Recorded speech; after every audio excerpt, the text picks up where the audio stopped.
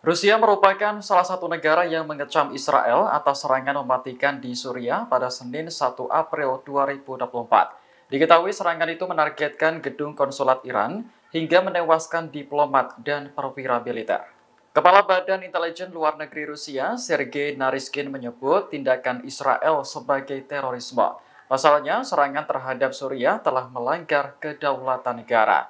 Naryshkin mengatakan Badan Intelijen Rusia telah menerima informasi tambahan terkait serangan tersebut. Namun, ia menolak untuk memberikan komentar lebih jauh kepada publik. Adapun serangan Israel di kota Damaskus, Suriah menewaskan 2 jenderal Iran dan 5 perwira militer. Salah satu jenderal yang tewas yakni Muhammad Reza Zahedi, komandan pasukan Quds di Lebanon dan Suriah. Kematiannya mengundang amarah dari pemerintah Iran dan militan Hizbullah. Keduanya bersumpah akan membalas dendam hingga Israel benar-benar menyesal. Presiden Amerika Serikat Joe Biden marah kepada Israel atas serangan di Gaza yang menewaskan 7 pekerja World Central Kitchen. Biden meminta agar Israel berbuat lebih banyak untuk melindungi pekerja bantuan. Dalam sebuah pernyataan, Presiden Amerika menyebut kematian 7 pekerja di Gaza merupakan salah satu tragedi buruk dalam sejarah. Ia pun meminta Israel untuk melakukan investigasi atas kejadian ini dan melaporkannya ke publik secepat mungkin. Sementara itu, Presiden Israel Isaac Herzog telah meminta maaf atas serangan udara yang menewaskan 7 pekerja bantuan di Gaza. Ia mengaku sedih atas hilangnya nyawa para pekerja tersebut. Adapun serangan mematikan itu diluncurkan Israel pada Senin 1 April 2024. Rekaman yang dirilis AFP memperlihatkan kendaraan World Central Kitchen yang mengangkut bantuan hancur. Badan amal tersebut mengatakan 7 pekerjanya tewas termasuk warga negara Australia, Inggris, Polandia, hingga Amerika dan Kanada. Meski serangan Israel merenggut nyawa para pekerja, Perdana Menteri Benjamin Netanyahu tidak meminta maaf. Ia hanya mengatakan insiden tersebut akan diselidiki sampai tuntas. Aksi unjuk rasa kembali digelar di jalanan Yerusalem pada Selasa 2 April 2024 malam. Namun, massa terlibat bentrok dengan polisi ketika mencoba menerobos kediaman pribadi Perdana Menteri Israel. Unjuk rasa kali ini masih dengan tuntutan yang sama, yakni mendesak dilakukan pemilu dan pertukaran sandera dengan Hamas. Ini merupakan hari ketiga dari rangkaian protes besar-besaran warga Israel terhadap pemerintah. Awalnya aksi unjuk rasa berlangsung tertib seperti biasanya.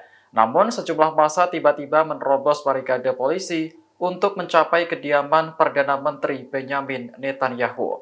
Alhasil terjadi bentrokan antara massa dengan aparat kepolisian. Polisi Israel menyebut kejadian ini sebagai kerusuhan yang tidak terkendali. Menurut laporan The Times of Israel, ada 5 pengunjuk rasa yang ditangkap karena melempar obor ke arah polisi. Sementara sejumlah aparat kepolisian dirawat di rumah sakit akibat cedera dan juga luka.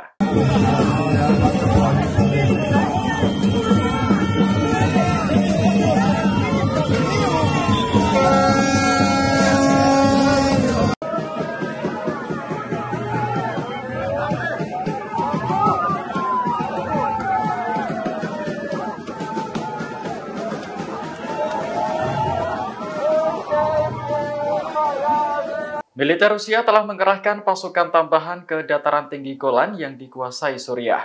Pengerahan ini terjadi setelah Israel meluncurkan serangan ke Suriah hingga menewaskan 7 pejabat Iran. Kementerian Pertahanan Rusia menyebut pasukan yang berasal dari polisi militer ditugaskan untuk meredakan ketegangan di Provinsi Huneitra dan Daraa.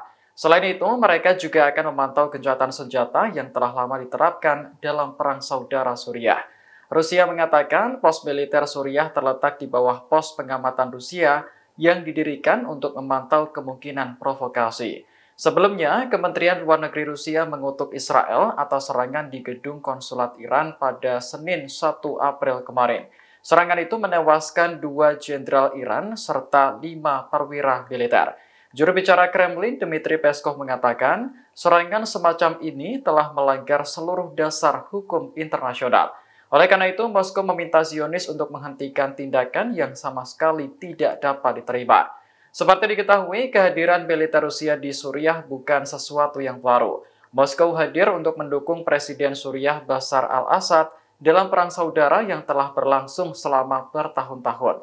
Selain itu, Rusia juga berusaha mempertahankan keberadaan militernya di Suriah.